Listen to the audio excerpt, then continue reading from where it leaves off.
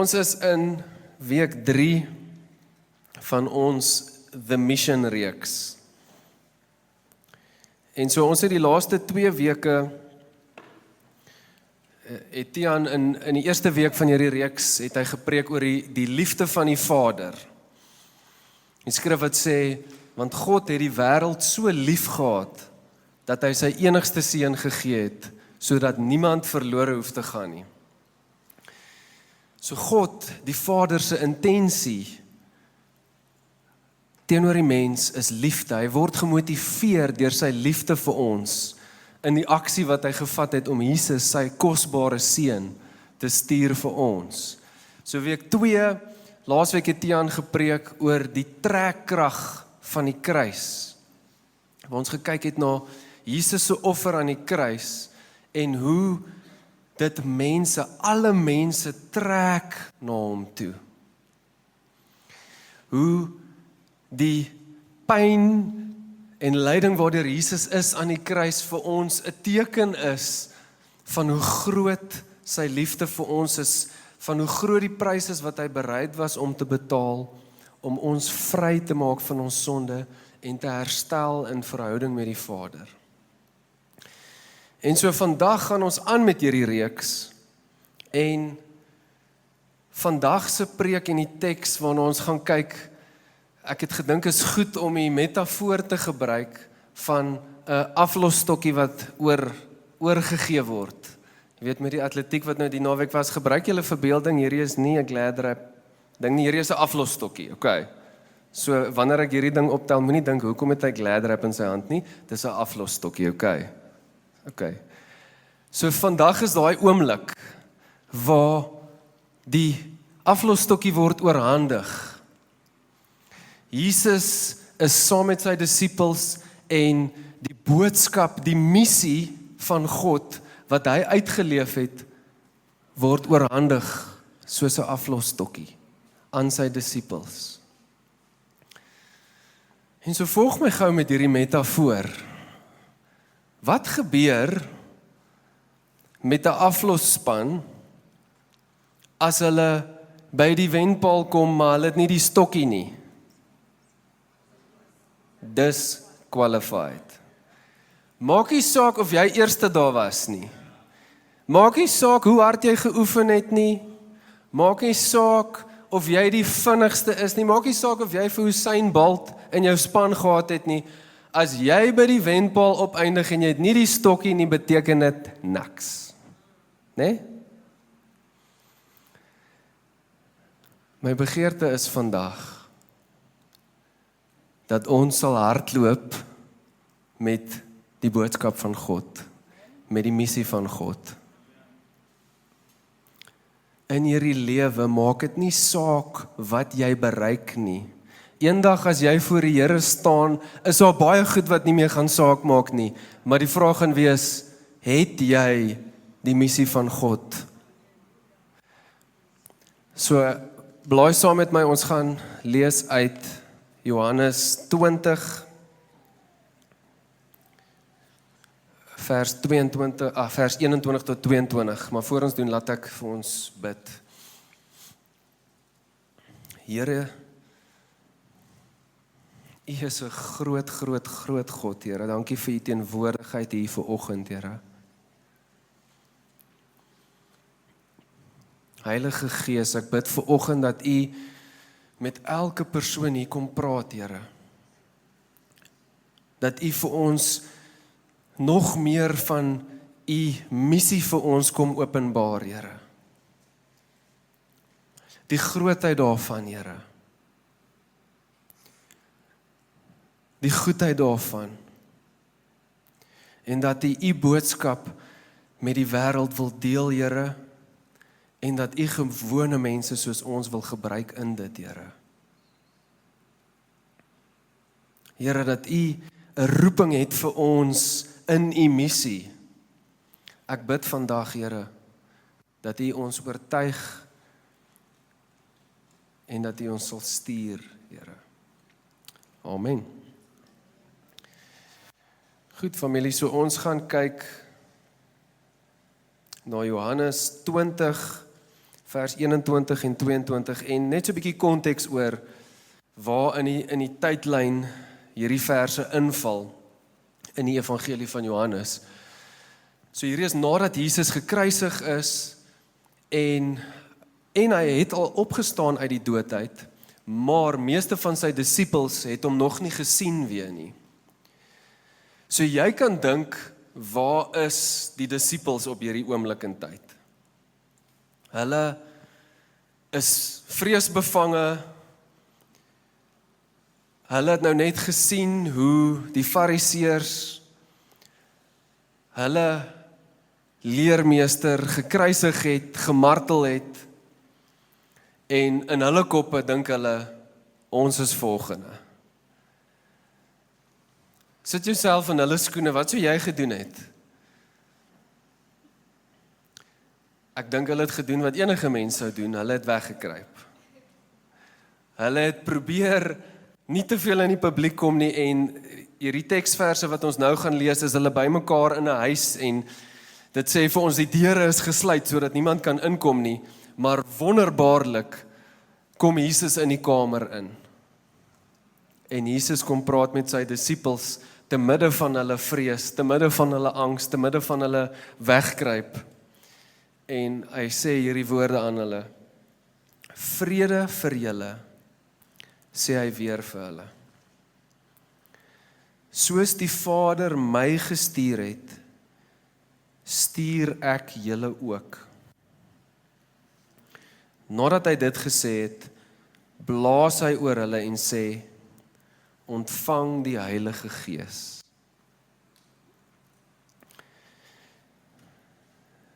Nou hierdie woorde wat Jesus hier vir sy disippels sê, soos die Vader my gestuur het, so stuur ek julle ook. Toe ek begin kyk het ek net dadelik gesê, loaded statement. Daar is soveel wat mens net uit daai woorde uit kan kry, maar vandag gaan ek dit eintlik eenvoudig maak en sê, daar's 2 hoofgoed waarop ek net wil fokus vandag. Dit beteken, Jesus stuur sy disippels op dieselfde missie waarop hy was, met dieselfde autoriteit wat hy gehad het. So dis 'n baie maklike preek vir oggend, 2 punte. So dieselfde missie. So ons kyk, wat was die missie van Jesus?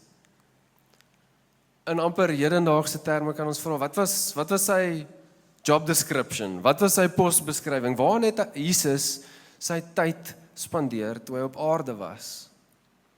Nou, ja, ons kan sê, hy het wonderwerke gedoen en hy het die evangelie verkondig, maar as ons gaan kyk na hoe het Jesus die meerderheid van sy tyd spandeer in sy 3 jaar van bediening, het hy die meeste van sy tyd spandeer saam met 12 mans, sy disippels, om hulle te vat van vissermanne en tollenaars na disippels en apostels. Dit was wat Jesus gedoen het in sy aardse bediening. En natuurlik was hulle by met al die wonderwerke wat gebeur het en al die goed wat Jesus gedoen het. En ek dink elkeen van daai oomblikke was ook 'n teaching moment. En so, in Every Nation praat ons baie oor disippelskap. As jy nuut is, welkom, jy gaan daai woord baie hoor. En daar's 'n rede daarvoor. Jy sien, as 'n beweging sê ons het 'n diep oortuiging dat die nuutste kerkgroei strategie en wat ook al daar buite is, nie die beste manier vir ons is om te volg nie. Ons wil vir Jesus volg en doen wat hy gedoen het. Sy strategie was disippelskap en om disippels te maak, so ons wil in sy voetspore volg en dieselfde doen, disippels maak. En so ons sien in hierdie teksvers hoe Jesus sê, hy stuur sy disippels soos wat hy gestuur is, en hy oorhandig aan hulle sy missie, sy job description. En in elkeen van die evangelies is daar 'n oomblik soos hierdie. En in Matteus 28 vers 19 tot 20 gee Jesus vleis en 'n baie praktiese, kan mens sê, job description van wat beteken dit vir die disippels om Jesus se missie te leef. So Jesus sê vir sy disippels, Matteus 28 vers 19 en 20, gaan dan na al die nasies toe en maak die mense my disippels. Doop hulle in die naam van die Vader en die Seun en die Heilige Gees en leer hulle om alles te onderhou wat ek julle beveel het. En onthou, ek is by julle al die dae tot die volëinding van die wêreld. So vandag wil ek vir jou sê, as jy 'n disipel van Jesus is, as jy vir Jesus volg, is hierdie die missie. Gaan dan en maak disippels. En soos ons kyk na wat Jesus gedoen het op aarde, al die wonderwerke wat hy gedoen het, die water in wyn verander, die blindes laat sien, 5000 mense gevoed met 'n paar broodjies en visse, Lazarus uit die dood uit opgewek. Wil ek vir jou sê, ek dink daar's 'n groter wonderwerk wat Jesus gedoen het, deur sy aardse bediening as al daai goed saam. Die feit dat sy 12 disippels, average Joes, vissermanne, hulle was nie die beste van die beste nie. In daai dae sou jy, as jy goed gedoen het in die lering van die Torah, sou jy gegaan het en verder gaan studeer het onder een of ander rabbi. Hulle het dit nie gemaak nie. Soos die blote rede dat hierdie ouens vissermanne was en almal 'n ambag gedoen het wat hulle ontvang het by hulle paas, sê vir ons, hierdie ouens was nie die ouens wat dit gemaak het nie. Jesus gaan kies nie uit die sinagoge die beste studente nie, maar hy kies normale average Joes. En die grootste wonderwerk vir my van Jesus se bediening is dat hierdie 12 ouens, en ons weet uiteindelik net 11 van hulle, suksesvol was in die missie wat Jesus vir hulle gegee het. Weet ons dat hulle suksesvol was? Hier sit ons. Meer as 2000 jaar later, op 'n ander kontinent, duisende kilometers weg van waar hulle hierdie missie begin het, hierdie boodskap begin versprei het. Generasies later, en ons praat nog steeds oor die missie waarop Jesus hulle gestuur het. Ons praat nog steeds oor hoe kan ons hierdie boodskap versprei waarmee hulle begin het. What a legacy! Hierdie 12 normale ouens was suksesvol in die missie wat Jesus aan hulle oorhandig het. Weet jy wat sê dit vir my?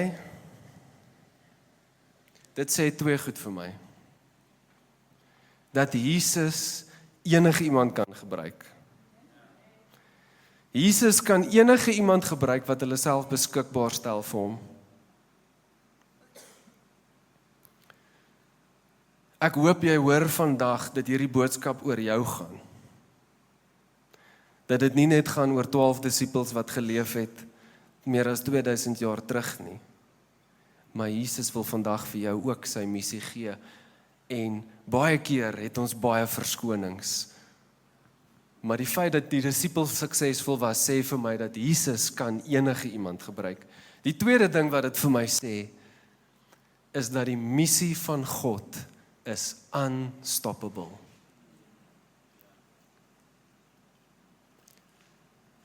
Daar is 'n krag agter die missie van God, agter hierdie boodskap wat die Here by die mens wil uitkry, wat nie gestop sal word nie.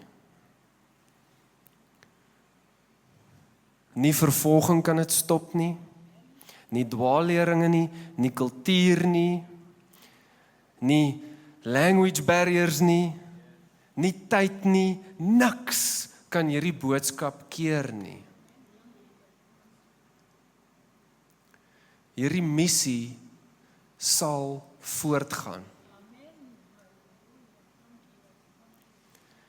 En so, die vraag vandag vir ons is die missie jou missie?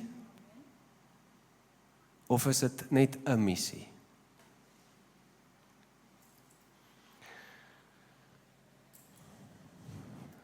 Daar's 'n ingebore begeerte by die mens vir iets groter as jouself, om te lewe vir iets groter as jouself. Om 'n doel te hê, om 'n roeping te hê op aarde, om 'n rede te hê om in die oggende op te staan. Ek wil vandag vir jou sê, die missie van God is dit. Dit is die antwoord op daai begeerte wat elke mens ingebore het in hulle. Die Here roep ons tot iets so groot. Daar is nie iets groter as dit om voor te lewe nie. So, daar's 'n dame, jy kan daai quote van Corrie ten Boom opsit. Van julle sal seker weet wie sy was. Ek gaan nie in dit ingaan nie, maar sy het gesê, a person is either a missionary or a mission field. Die implikasie van hierdie stelling is, daar's net twee tipes mense op hierdie aarde van ons.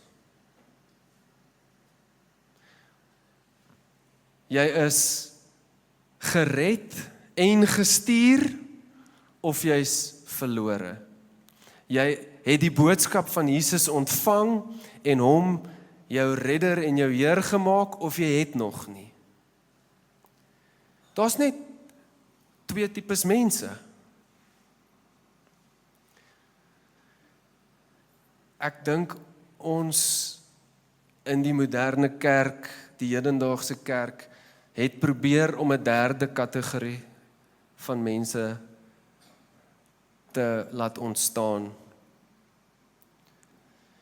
'n kategorie van mense wat sê, ek het die boodskap ontvang, ek is gered, maar hierdie gestuurdeel is ek nie so keen op nie.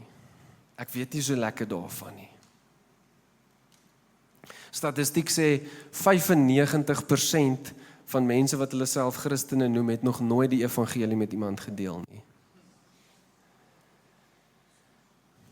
Hierdie tipe persoon sê dalk, Here, ek weet van u missie, maar hulle lewe eintlik vir hulle eie missie en vra dat die Here dit sal seën. Wat is jou missie? Die Here wil jou roep vandag in 'n groter missie in. En ek sê nie vandag, almal moet in voltydse bediening ingaan nie. Die Here weet, ons kort boere, want anders gaan ons nie eet nie. Dankie Dirk. Maar jy kan 'n boer wees, jy kan 'n mechanic wees, jy kan 'n juffrou wees, en nog steeds die missie jou hoofprioriteit maak. Jy kan nog steeds lewe vir die missie terwyl jy 'n boer is. Jou eerste identiteit is 'n disipel van Jesus wat boer. Reg? Die Here roep ons in dit in. So dieselfde missie het Jesus vir ons gegee. Wat hy ook vir ons wil gee, is dieselfde autoriteit. En ek dink, hier is waar ons dit mis. hier is waar ons baie keer verkeerd gaan. Jy sien, ons dink baie keer aan autoriteit in menslike terme. Maar volg my gou, wat was die eerste ding wat Jesus gedoen het, toe hy sy disippels geroep het? Die eerste ding wat hy gedoen het, toe hy vir Petrus, Johannes en Andreas geroep het, hy het hulle eers die visvangs van 'n lewe laat vang, en toe vir hulle gesê, nou gaan julle hulle nette los en dit nooit weer optel nie. Ons dink baie keer, die autoriteit wat die Here vir ons gee, om hierdie missie uit te leef, is ons eie gawes, ons eie talente, ons eie ondervinding. Maar ek wil gou vir julle 'n storie vertel, en julle kan maar vir my lag, want ek leer ook nog. Maar toe die Here voordat die Here my in bediening ingeroep het, was ek 'n musikant. Ek het musiek gaan swat, en na ek musiek geswat het, toe het ek 'n recording studio gehad, en so, jy weet, ek het 'n paar dinge geweet van musiek af. En toe roep die Here my in bediening in, en ek gaan in Every Nation, en ek kry my eerste job description, en raai wat, musiek is so footnote, daaronder aan die einde. Kyk, my verwagting was, yes, ek gaan nou hier by die worship span inklim, en yes, die Here gaan my so gebruik in dit, want ek het nou al hierdie ondervinding, en ek weet, ek kan dit doen. Maar dis juis baie keer dat die Here ons vra om ons nette neer te lê. Want ons sit ons vertroue dan nog steeds in onsself om die missie te laat gebeur. Dis wat ons dink. Ons gaan, ja, autoriteit, ek het dit. Hier gaan ek. En ek wil vandag vir jou sê, ek dink, dit is 'n rede vir baie van ons om gefrustreerd te raak. Want jou eie krag en jou eie gawes gaan net so ver. Dit eindig iewers. Die koninkryk van die Here is 'n geestelike koninkryk. Dis nie 'n koninkryk wat gevestig kan word deur fisiese goed nie. So moenie skrik as die Here jou vra om daai ding waarin jy goed is neer te lê en te sê, kom, vertrou my. So,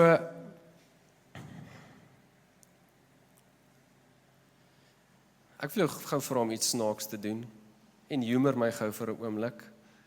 As jy geslaap het, gaan jy nou wakker word. Ek wil jou gou vra om jou elmboog te probeer lek.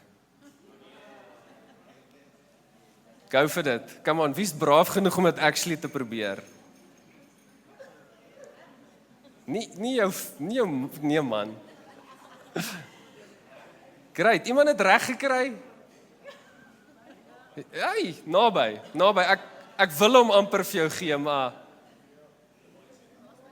okay. So kom ons sê net gou, behalwe dalk vir jou, dis redelik onmoontlik, né? Okay. Party van julle weet dit is so onmoontlik vir jou, jy het nie eers probeer nie. Ek het julle gesien. Né? Dalk het jy dit al in die verlede probeer, maar en jou ondervinding sê vir jou, dis nie moontlik nie. Okay? Die van julle wat dit probeer het, well done, julle het at least probeer, maar julle het dit nie reg gekry nie, né? Okay. Sorry as dit vir 'n oomblik soos 'n jeugkamp gevoel het. Maar ek wil vir jou iets hierdeur illustreer, né? As iemand iets van jou verwag wat onmoontlik is, né? Was jy al ooit daar? Dit bring frustrasie. Dit bring 'n mate van passiwiteit eventually, want ek kry nie die ding reg wat jy van my verwag nie. Jy raak sommer kwaad vir die persoon. Nee?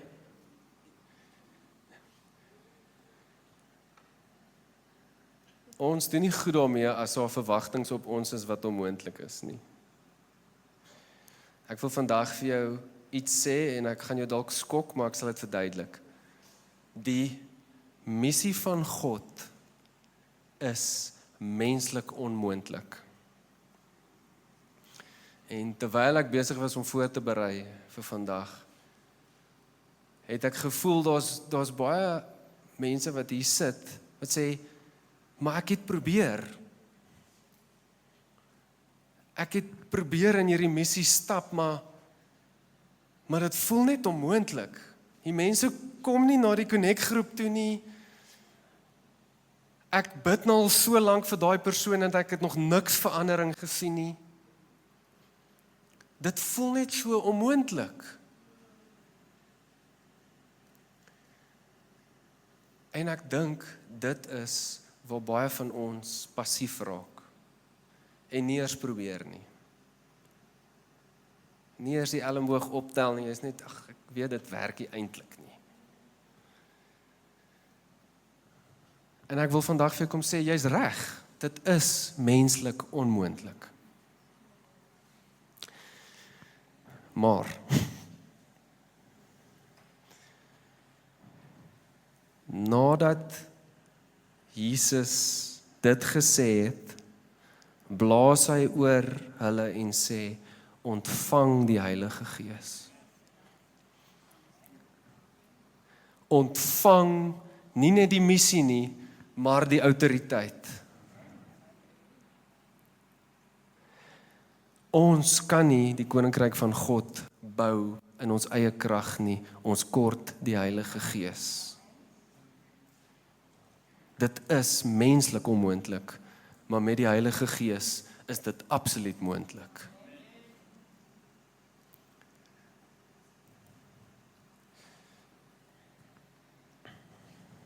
Ons sien hoe hierdie disippels nie baie lank hierna nie, né? Op Pinkster uitgaan en in tale begin praat wat hulle nie natuurlik ken nie. Net weer onthou, hierdie is vissermanne. Hulle begin in tale praat wat hulle nie geleer het nie. Bo-natuurlik begin hulle die evangelie verkondig aan mense wat nie eers hulle kultuur is nie. 3000 mense op een dag hoor die boodskap en reageer en sê, ek wil Jesus my Heer en Redder maak. Dit is die tipe krag wat beskikbaar is, die tipe autoriteit wat Jesus vir ons as sy disippels wil gee, wanneer ons begin vertrou op die krag en die werking van die Heilige Gees in en deur ons en nie op ons eie krag staat maak nie. Ons het vroeër gesing oor hierdie beendere wat die Here lewe in gaan blaas. En so daai prentjie kom uit Esegiel 37, waar die Here vir die profeet Esegiel 'n visioen gee en hy wys vir hom, hy wys vir hom 'n hele vlakte en dit is net beendere en dood waar jy kyk, hopeloosheid, daar is niks lewe en hoop hier nie. En hy sê vir Esegiel, profeteer dat daar lewe is, dat hierdie bene bymekaar begin kom, dat daar seënings op die bene begin kom, dat daar spiere kom, dat daar vel kom. En hy spreek. En dalk voel jy so vandag, dalk voel jou geestelike lewe so bietjie soos dit. Die Here wil vandag vir jou sê, hy kom spreek lewe. Hy kom blaas nuwe lewe. En so voor Esegiel weer sien, kom hierdie bene bymekaar en ek kan net dink hoe hierdie hele prentjie moes lyk. En voor hy weer sien, staan daar 'n hele leer soldate voor hom. En hier is hoe ek dit wil bybring by wat ek nou net gesê het rondom die autoriteit van die Heilige Gees. Daar staan 'n leer voor hom. Hulle is reg. In die fisiese lyk dit of hierdie ouens iets kan doen. Lyk dit of hulle iets kan uitrig. Maar daar's nog steeds iets missing. Die Here sê vir Jesegiel, soos Jesus oor sy disippels hier geblaas het, blaas oor hulle, sodat hulle die Gees ontvang. As ons 'n soldaat in die koninkryk wil wees, kan jy nie op die natuurlike goed staat maak nie, jy kort die Heilige Gees om effektief te wees. Die woord sê vir ons in Korintiërs, the weapons of our warfare is not carnal, but it is spiritual, and it is mighty for pulling down strongholds. Ons wapens in die koninkryk is nie fisies nie. Die Heilige Gees is wat ons nodig het om eintlik effektief te wees en 'n effektiewe soldaat vir die Here te wees. En Jesegiel blaas oor hulle en hulle ontvang die Gees. En ek voel dis wat die Here vandag vir ons wil sê as kerk. Hy wil ons tot 'n plek roep waar ons hierdie missie, waar ons sê, ja, ons stem saam. Dit is onmoontlik, menslik. Maar dit is ook die enigste ding waarlik groot genoeg vir ons om te leef, so ons kort die Heilige Gees. Ons het nodig om op die Heilige Gees staat te maak. So, ek wil soos ons land sommer net vir Jeneke hulle weer vorentoe roep, en julle kan sommer net saam met my staan, en ons gaan weer so 'n bietjie net 'n tyd van aanbidding hê, en soos ek voorberei het ek gevoel daar's twee tipes mense wat die Here regtig 'n ontmoeting mee vandag wil hê.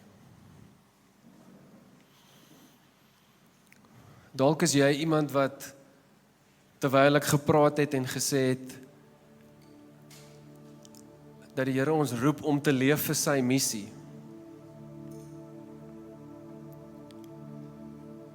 Dat hy ons roep tot 'n groter roeping as dit wat jy van 9 tot 5 doen. Dalk is jy iemand wat sê, Here, ek sien, ek het dit gemis.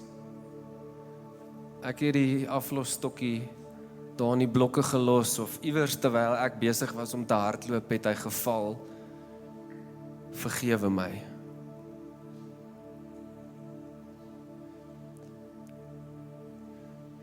En so ek wil jou net 'n geleentheid gee om dit voor die Here te bring. Om toe te laat om te praat met jou oor presies hoe hy jou wil gebruik in sy missie. Prioriteite wat jy dalk moet skuif. Tyd wat jy dalk moet oopmaak om in 'n connect-groep in te kom, gedisipel te word, of dalk om self 'n connect-groep te begin.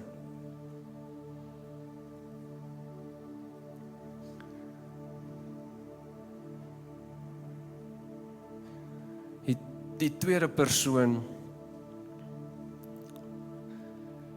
is iemand wat ek gevoel het, sê ja, ek wil lewe vir hierdie missie. Jesus is my alles. En jy dalk 'n connect-groep begin of in een gaan sit, en oor tyd het jy net besef, jy's maar dis moeilik.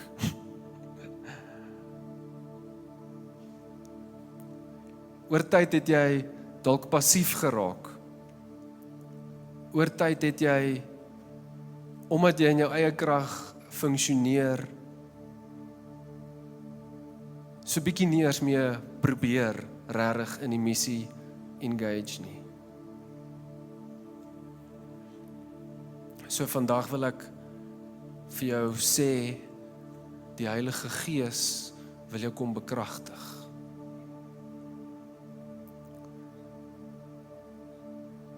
Hy wil dit kom moontlik maak vir jou. Hy wil die seer en dit wat dalk moeilik vir jou is rondom leef vir hierdie missie, wil hy kom genesing bring.